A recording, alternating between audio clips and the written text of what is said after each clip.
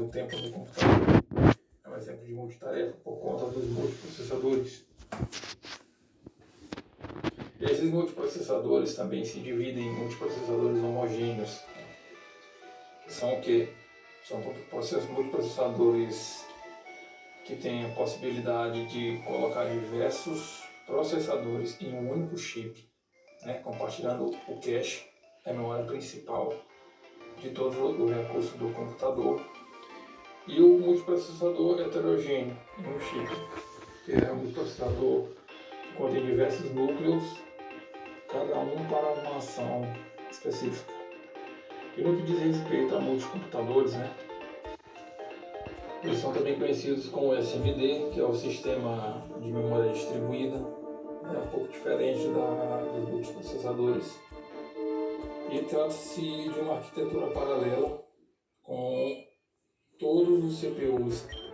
Nessa arquitetura eles têm uma memória própria e privada, acessível somente para eles, entendeu? Pode-se fazer com que o sistema operacional simule a memória compartilhada também. Então a comunicação entre a CPU ocorre por meio de troca de mensagens usando a rede de interconexão. Comunicação entre processos por meio de software do tipo send ou receive também. Então, em resumo, a diferença entre multiprocessadores e multicomputadores na arquitetura de paralelismo é que os multiprocessadores é um sistema com 2 ou mais CPUs que permite processamento simultâneo de programas. Já o multicomputador é um conjunto de processadores conectados pela rede de comunicação que trabalham em conjunto para resolver problemas de computação. Outra questão é que, em termos de programação, é mais fácil programar um multiprocessador do que um multicomputador. Já em termos econômicos, fica mais fácil construir um multicomputador do que um multiprocessador. E o uso, também tem a questão do uso principal.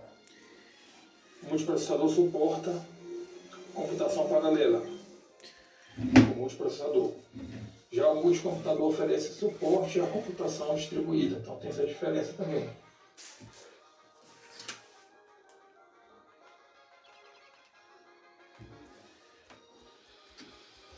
Olá, meu nome é Nathan. Eu estarei falando sobre arquitetura dos sistemas operacionais. O que é a arquitetura dos sistemas operacionais? É uma representação de um sistema em que existe um mapeamento de funcionalidade para componentes de hardware e software, e um mapeamento da arquitetura de software e hardware para uma interação humana com esses componentes. E qual é a definição de sistema operacional? É que é um conjunto de rotinas executado pelo processador. A principal função é controlar o funcionamento de um computador. Ele oculta os detalhes do hardware do usuário. E o objetivo é funcionar como uma interface entre o usuário e o computador. E suas funções básicas são facilidade de acesso aos recursos do sistema e o compartilhamento de recursos de forma organizada e protegida. E por que os sistemas operacionais foi requisitado? Foi requisitado pois o usuário tinha que desenvolver em linguagem de máquina as rotinas para acessar e controlar os recursos do computador. E assim, vindo com uma solução, um software para gerenciar os recursos do computador, o sistema operacional, fornecendo uma abstração de alto nível dos recursos de hardware da máquina, livrando o programador dos detalhes de funcionamento dos mesmos. Por hoje é só, pessoal, e até a próxima.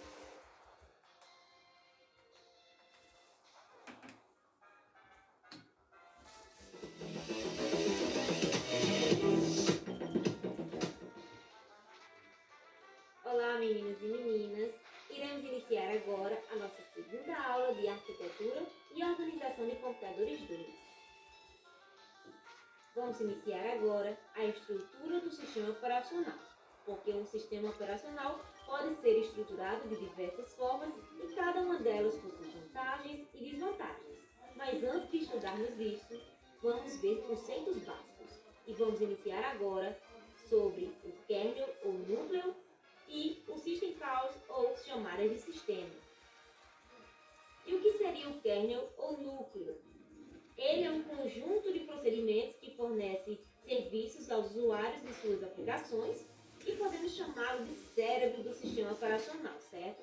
Ele é o grande responsável por gerenciar memórias do computador, controlar dispositivos de entrada e saída, arquivos e demais programas que podem ser executados no computador. E as chamadas de sistema? É aqui que os usuários solicitam serviços do sistema operacional quando desejam realizar tarefas que envolvem acesso aos dispositivos de hardware e aos demais recursos controlados pelo sistema. Então aqui nós temos uma figura que está representando essas chamadas de sistema, certo? E no caso do exemplo, nós temos o acesso ao provedor de internet. E nós temos instruções privilegiadas e não privilegiadas. Qual a diferença das duas? As privilegiadas podem manipular elementos do sistema. E aqui, só quem manipula é o sistema operacional. Já nas instruções não privilegiadas, nós temos as demais instruções. E aqui, qualquer aplicativo pode executar, certo? Então, para que uma aplicação possa acessar uma instrução privilegiada, o processador dispõe de um mecanismo que determina o modo de acesso no instante atual. E que modos de acesso são esses? Nós temos dois. São o modo usuário e o modo kernel. Modo usuário. A aplicação só pode acessar instruções não privilegiadas. Já o modo kernel, o programa que estiver sendo executado pode ter acesso ao conjunto total de instrução do processador. Então, o modo de acesso fornece proteção ao núcleo do sistema, certo? Então, aqui eu trouxe um exemplo, né? Suponha que o programa tem acesso às áreas de memória onde está o sistema operacional. Então, assim, qualquer programador mal intencionado ou um eventual erro de programação poderia gravar nessa área, violando a consistência do sistema. O mecanismo de modo de acesso, para a aplicação escrever na área de memória do sistema operacional, o programa deve estar sendo executado em modo kernel, dificultando o acesso mal intencionado, certo? E agora nós vamos estudar os sistemas monolíticos. Aqui nesse modelo não há estruturação visível, né? Como o próprio nome já diz, mono significa um, e ele consiste em um único conjunto de procedimentos independentes que podem chamar uns aos outros e que são combinados em um único programa para formar o kernel, que vocês já aprenderam que o kernel é o núcleo, certo? O núcleo do sistema operacional. E fazendo analogia, temos que o sistema operacional monolítico seria equivalente a uma kitnet, onde todos os cômodos são agrupados em um só lugar. No caso, seria o programa. Microkernel. Vários tipos de estruturação para desenvolvimento de sistemas operacionais vêm sendo propostos, e entre eles temos o microkernel, certo? Então, esse modelo procura dividir as diferentes atividades do sistema operacional em serviços que são desenvolvidos fora do núcleo. E entre esses serviços, podemos destacar serviços de arquivo, criação de processos e de memória. E retirando essas responsabilidades do núcleo, simplifica-se o projeto do kernel. Então, aqui na imagem, temos a estrutura do sistema operacional baseado em microkernel, né? E junto aqui com os serviços que falamos anteriormente. E aqui eu tenho uma atividade para vocês, onde eu quero que vocês me digam o que é o núcleo, o que são chamadas de sistema, o que é um sistema monolítico e qual a diferença entre o modo usuário e o modo kernel. E o que nós aprendemos hoje? Nós iniciamos a nossa aula com a estrutura do sistema operacional, onde aprendemos que o sistema operacional possui diversas estruturas e cada uma delas possui vantagens e desvantagens. Vimos também conceitos básicos, como no caso do kernel ou núcleo e do system call ou chamadas de sistema. Vimos a definição, o conceito de cada um deles, certo? Vimos também os modos de acesso onde aprendemos sobre o modo usuário, modo kernel, os sistemas monolíticos, nós aprendemos, e sobre também o microkernel, certo? E aqui nós temos as referências, por hoje é só e até a próxima aula.